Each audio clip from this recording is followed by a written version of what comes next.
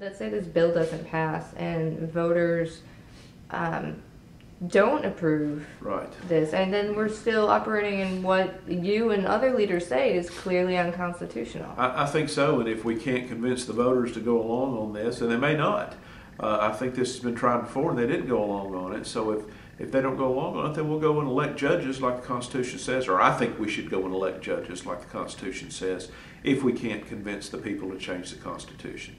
Then, what does it say though that if in 2014 for that election that we're still just going with the process that we have now?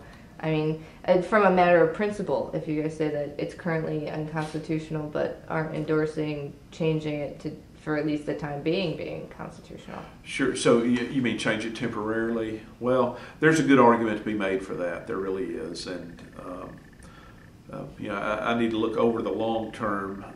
I think we ought to have appointed judges, but I don't know if there's a good answer to your question, to tell the truth. And you told the AP that you thought that putting a temporary change for 2014 would be too confusing. Can you elaborate about that? What's confusing? And I do. I don't know that we need to.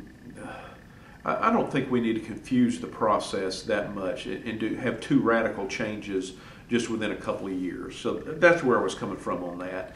I would rather us be moving toward a constitutional amendment the whole time rather than drastically changing what happened, have an expensive election process, and then have to change and go back to appointed judges or the retention elections even, depending on which direction we go. So that's all I was saying, is that I thought it would be confusing, expensive, and it would just send mixed signals out and confuse people.